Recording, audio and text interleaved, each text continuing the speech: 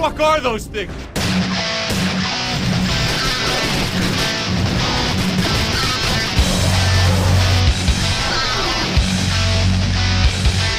A decade or so after it started moving up the development chain, Prey finally arrives on Earth to invade the overcrowded sci-fi first-person shooter genre. It's a bizarre, eye-opening collection of visual tricks and gameplay oddities that breaks new ground and blatantly copies other games at the same time.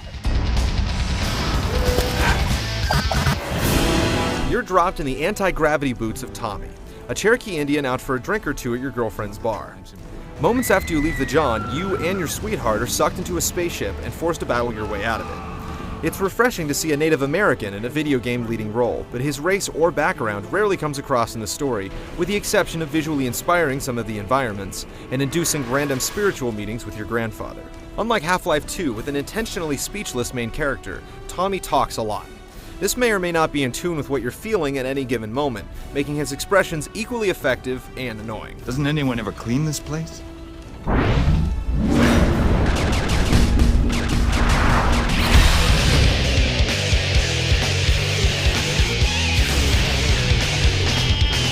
The developers were able to bring their dimension-defying ideas to life thanks to the Doom 3 engine, and it shows in both good and bad ways.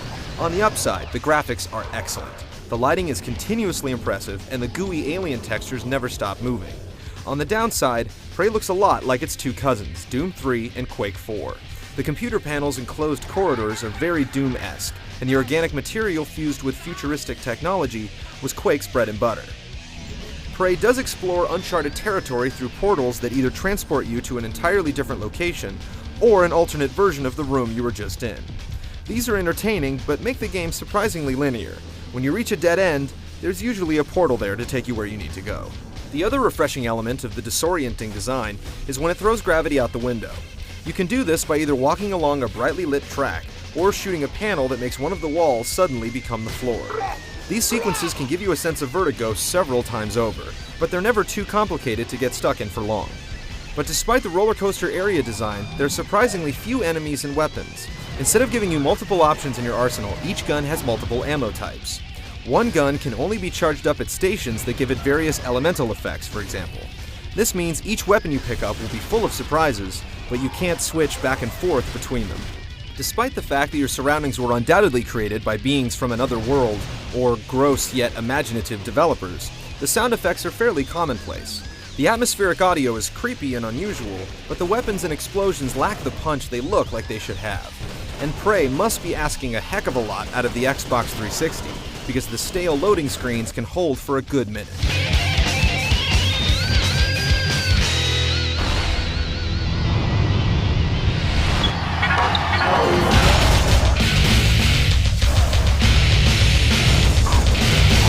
Along with portals and wall walking, you can also spirit walk.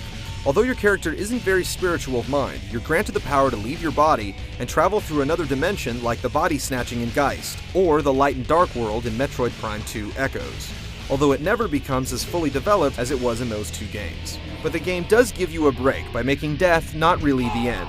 Whenever your health hits zero, you travel to a dreamlike spirit world and are forced to play in a county fair-style bow and arrow minigame.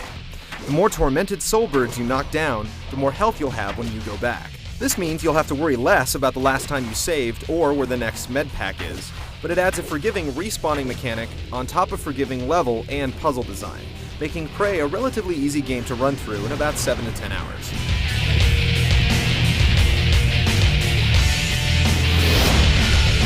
Prey is something of a paradox, because it's got a ton of original ideas wrapped up in a package we've seen a dozen times before.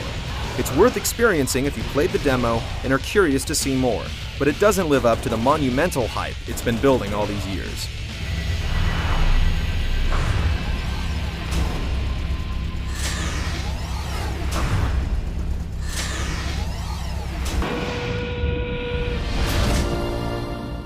That was fucked up.